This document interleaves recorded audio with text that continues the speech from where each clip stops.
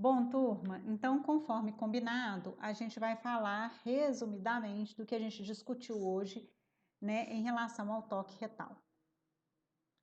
Começo pela revisão da anatomia, né? O toque retal, apesar de estar ligado à próstata, muitas vezes ele não é usado só para identificação da próstata, mas também para identificação de patologias restritas ao cólon, né? Então, lembrando a anatomia do intestino.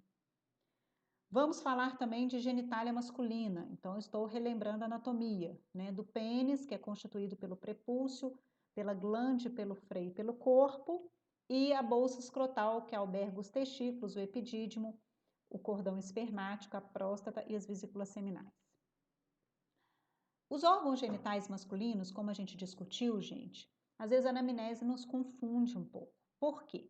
Porque eles têm dupla função. Tem função tanto sexual quanto urinária. Então, às vezes, sintomas que nos remete ao trato urinário, na verdade, a causa são patologias genitais e vice-versa.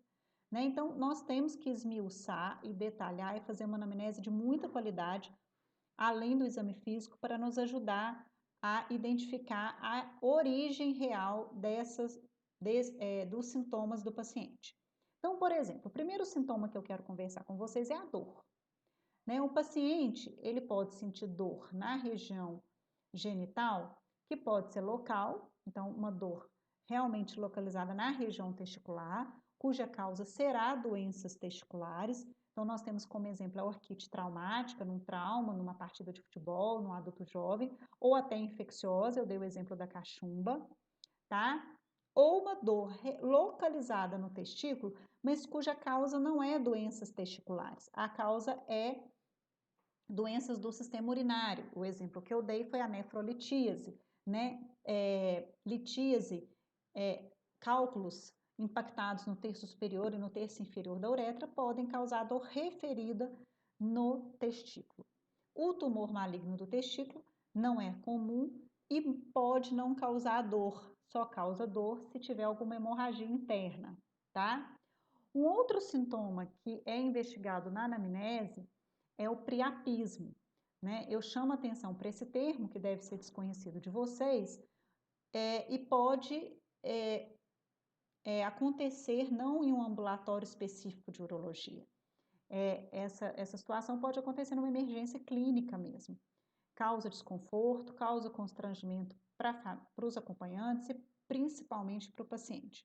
A definição de priapismo é a ereção dolorosa persistente, sem desejo sexual da região peniana e que pode chegar a uma ereção que forma ângulo agudo com a sínfise pública. Né? Eu já presenciei isso na minha residência de clínica. O paciente chega muito constrangido, tá? E um exemplo marcante é os pacientes jovens com doença falciforme. A anemia falciforme é uma doença que causa uma alteração da forma das hemácias que estão em foice em estados de infecção e desidratação. Essa anemia ela causa um aumento da viscosidade do sangue que pode levar ao priapismo, porque diminui o retorno de sangue dos corpos cavernosos e esponjosos, causa um engurgitamento e às vezes só a hiperidratação ou, em último caso, a punção do corpo esponjoso e cavernoso é que pode aliviar o processo, tá? Extremamente doloroso. Chama atenção para a hemospermia, que é a presença de sangue no esperma, que pode ser causada por uma neoplasia. O corrimento uretral, que é uma secreção que sai pelo meato da uretra, né? Chama atenção aqui da uretrite gonocócica, que vocês já viram no bloco puberdade. Tá? Uma outra questão a ser pesquisada na anamnese do trato genital é a disfunção sexual, principalmente a disfunção erétil, né, gente? Que não é abordada ativamente pelo paciente por constrangimento, por timidez, mas é encontrada em pacientes que não têm doença genital. A disfunção erétil, ela pode ser secundária a doenças sistêmicas, por exemplo, diabetes avançado, uso de alguns antipertensivos, como beta-bloqueadores, por exemplo. Então, muitas vezes, né, como é desconhecimento do paciente que o medicamento pode causar disfunção erétil, é importante a gente pesquisar ativamente na anamnese, né, se o paciente tem disfunção erétil, para que, se for possível, a gente trocar a medicação ou, se for secundária, uma doença crônica, como diabetes, insuficiência cardíaca. Quero lembrar também vocês de que a infertilidade não é só feminina, né? As mulheres procuram mais o médico porque estão tentando engravidar e não conseguem, mas muitas vezes a causa é a infertilidade masculina, por problemas na quantidade ou na qualidade da gametogênese, tá? Até 30% dos casos podem ser a um fator masculino, tá bom? Bom, eu falei resumidamente de alguns sinais, né, alguns sintomas, algumas pesquisas na anamnese. Agora, no exame físico, a gente vai fazer a inspeção da região genital, que vai compreender a avaliação do testículo, do pênis e o toque retal, tá? A gente faz sempre com o uso de luvas. No toque retal, a gente vai usar lubrificante e o paciente pode ficar em pé ou pode ficar deitado. Nós não encorajamos a postura ortostática, que é a de pé, para evitar o desconforto e a possibilidade de hipotensão ortostática, tá? Aqui é uma técnica que já foi usada, né, hoje, né, com o advento do ultrassom ela é menos usada, que é a técnica de transiluminação, em que um feixe de luz é direcionado em região né, a aumento da bolsa escrotal, como nesse exemplo, e a gente visualiza se a transiluminação é positiva, sugestivo de líquido, né, se ela for negativa, sugestivo de sólido.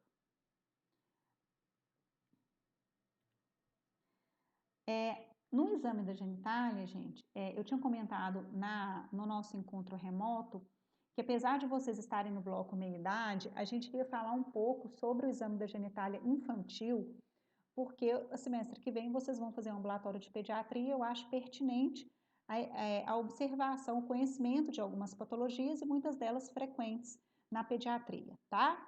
Então, lá na pediatria, gente, a criança é despida, é examinada, é orientada a mãe, né, sobre a retração do prepúcio, e a gente tem que visualizar algum estado intersexual, que é raro, mas pode acontecer, hermafroditismo, pseudohermafroditismo.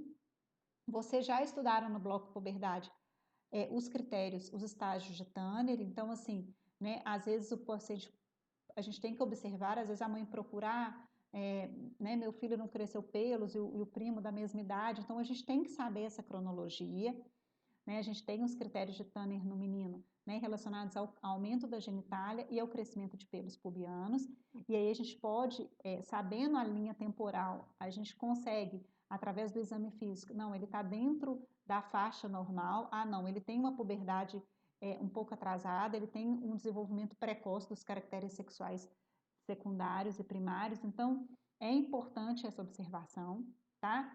Na criança, existe uma patologia que é comum, que é a impossibilidade de se retrair o prepúcio por trás da glande, pelo fato desse anel de abertura do prepúcio ser menor. Isso, como que chama, é a fimose, a famosa fimose. Vou mostrar uma foto para vocês aqui. Então, a fimose é essa impossibilidade de retração do prepúcio. A gente tem um excesso realmente de pele, né, do prepúcio. Pode melhorar com a idade, pode ter um tratamento local ou tratamento cirúrgico, que é o último tratamento, tá? Existe uma outra condição, menos comum que a fimose, que a gente chama de parafimose, em que o anel fimótico, ele impede a exteriorização da glande. Então, tem uma constrição ao nível do suco balano prepucial, o que impede o retorno da circulação linfática, causando edema da glande, presente também em meninos, tá? Outra consideração, gente, é a implantação da uretra. Então, olha só, o orifício uretral, vou mostrar aqui para vocês, fisiologicamente ele deve ser implantado nessa região. Tem situações congênitas em que o orifício uretral ele vai estar na face ventral do pênis ou na face dorsal do pênis, em que a gente chama respectivamente de hipospádia e epispádia, cujo tratamento é cirúrgico. Muitas vezes é uma procura da mãe, né? O jato urinário do meu filho está saindo de um outro caminho, tá? Então é importante essa observação. Bom, outras considerações, antes da gente falar aqui do toque retal, que eu queria chamar a atenção, Lembrando das uretrites gonocócicas, tá? Quando no adolescente e no adulto jovem, lesões verrucosas, úlceras, vegetações, vesículas, né? A gente tem que lembrar da sífilis, do herpes genital, então isso deve ser observado. A neoplasia do testículo já é com o avançar da idade. Bom, a outra parte do exame físico é o toque retal, que, como eu introduzi, ele é objetivado tanto para patologias do intestino quanto para a próstata. Então, aqui, antes da gente fazer o toque retal propriamente dito, eu faço uma eversão das nádegas para observar se a coloração da pele, se tem lesão de continuidade, como essa aqui, se eu tenho verrugas, se eu tenho ulcerações na região anal. Aqui eu tenho uma patologia comum coloretal, que é a fissura anal, em que eu tenho uma lesão de continuidade, que é a fissura, com uma cicatrização anômala, que é o fibroma sentinela, presente em pacientes com constipação intestinal, grávidas podem ter. E aqui é uma patologia que eu perguntei para vocês e vocês acertaram no nosso encontro remoto, que é a hemorroida, tá? A doença hemorroidária, ela é causada por uma turgência, uma inflamação do plexo hemorroidário aqui da região perianal. Pode estar confinada internamente ou ela pode exteriorizar, como naquela figura. Existe tratamento medicamentoso, existe tratamento cirúrgico, vocês vão estudar posteriormente no curso. Aqui é a técnica que eu avisei para vocês de eversão das nádegas. O paciente está em decúbito lateral, eu estou com luvas, tá? Que é uma parte anterior ao toque retal propriamente dito. O toque retal, eu vou usar luvas naturalmente, com o dedo indicador, e eu uso lubrificante para introduzir o dedo indicador no canal anal, tá? Como eu falei para vocês, o toque retal, ele é útil para ajudar no diagnóstico de patologias benignas e também de patologias malignas. Vocês tiveram um seminário sobre rastreamento de neoplasias e uma neoplasia que deve ser rastreada, né, cujo benefício numa fase precoce da doença é o câncer de intestino, tá? O câncer de intestino, eu tenho uma lesão benigna, que é o pólipo, e que, dependendo das características do pólipo, ele pode vir a se tornar maligno. Daí está o motivo da prevenção e do rastreamento. O rastreamento ele é indicado através da pesquisa de sangue oculto nas fezes e da realização da colonoscopia. Então, aqui eu trago para complementar o que foi discutido no seminário a figura de uma colonoscopia, em que é introduzido, né, uma cânula que vai visualizar todo o intestino, e aqui está a luz intestinal com as pregas intestinais, e aqui eu tenho um pólipo, que é um tumor benigno, que é retirado na própria colonoscopia e é feito o rastreamento através desse exame. Como eu falei para vocês, até 25% das neoplasias do intestino podem ser evidenciadas através do toque retal, então o toque retal é útil, né? A realização da colonoscopia é feita no rastreamento de indivíduos a partir dos 50 anos ou com história familiar positiva acima dos 45 anos. E também para a próstata, o toque retal é realizado em algumas posições definidas em que aproxima-se do toque do dedo indicador ao comprimento, tamanho, a consistência da próstata. A gente vai ter aula prática com os vários modelos de próstata, não se preocupem. A próstata normal ela tem 4 centímetros de comprimento e de largura, tem uma consistência fibroelástica, normalmente é do tamanho de uma noz, tá? Aqui é a próstata normal e aqui ela é aumentada. Eu posso ter um aumento maligno, posso ter um aumento benigno da próstata, tá? E qual que é a repercussão disso? Quando eu tenho um aumento, seja maligno ou benigno da próstata, a uretra prostática, ela passa dentro aqui da próstata e aí eu vou ter uma compressão desta uretra prostática. Então, a bexiga vai ter que fazer uma maior força para vencer essa resistência. Então, ela começa a hipertrofiar e o paciente pode ter alguns sintomas, como jato urinário fraco, sensação de esvaziamento completo, o paciente queixa de que tem vontade de urinar e quando ele vai ao banheiro, ele urina uma quantidade que é insuficiente àquele desejo de esvaziamento vesical completo. Noctúria, que é acordar à noite para urinar, tá? São os sintomas presentes no homem. A gente tem a hiperplasia prostática benigna, que é um aumento difuso, cuja consistência é fibroelástica, tá? Com apagamento do suco mediano, a gente vai ter esses modelos de próstata no nosso encontro presencial. Aqui a maneira de a gente fazer o toque retal e aqui as posições do toque retal. A de decúbito lateral, que é até nosso manequim lá no TH é dessa forma. A posição abaixada, que eu falei para vocês que ela tem o risco de hipotensão ortostática, ela é menos usada. Então, vocês veem aqui embaixo que essas posições, a gente visualiza a posição anterior da próstata em relação ao toque retal, e aí eu aproximo, né? Tem posições que eu aproximo, eu consigo palpar com mais presteza e completude toda a próstata, tá? A posição muito difundida é a posição gênito-cubital ou gênito-peitoral, e a posição ginecológica é restrita para aqueles casos de pacientes imobilizados, acamados. Por fim, gente, né, essa videoaula é mais no sentido de relembrá-los que no nosso encontro remoto a gente discutiu mais coisa.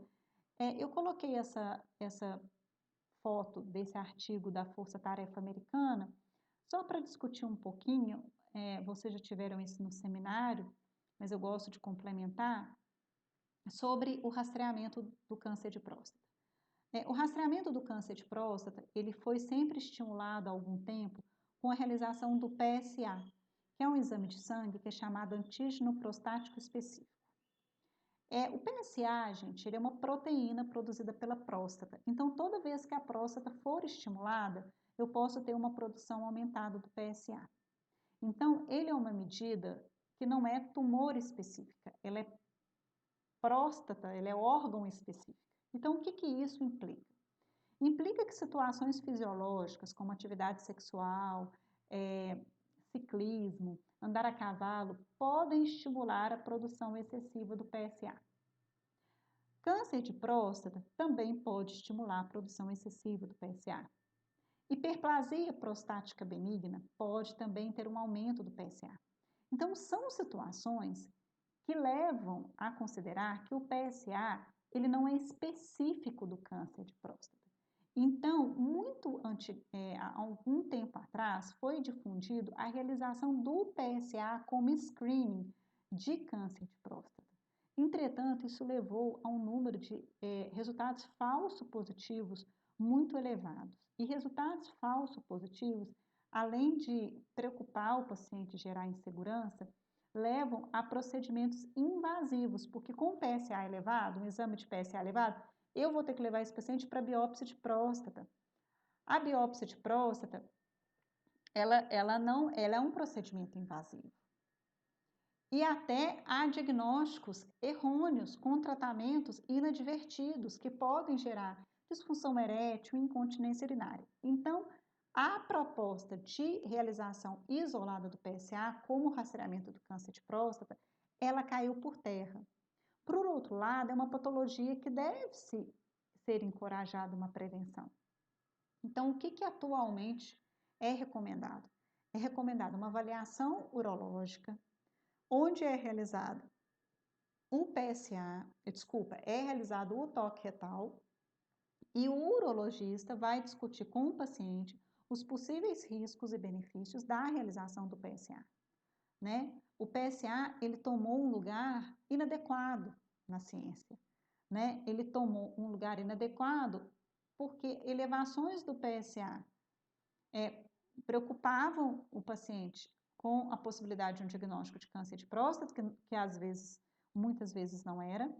Por outro lado, pacientes com PSA normal se sentiam falsamente seguros de que não teriam câncer de próstata.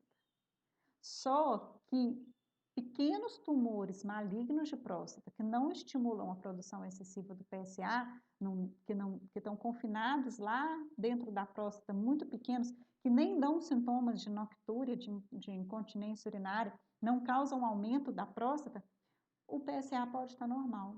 E isso pode chegar até 1/3 das neoplasias malignas de próstata, o que nos faz crer que o PSA isolado, ele não é útil para o rastreamento da doença. Então, eu queria atualizar vocês sobre esses novos conceitos. Prevenir o câncer de próstata é importante, mas isso é uma avaliação clínica em que nós temos o toque retal e a indicação apropriada, compartilhada com o paciente, dos possíveis benefícios e riscos da realização do PSA de acordo com o quadro clínico do paciente. Bom, até o próximo encontro, tá? Um abraço a todos.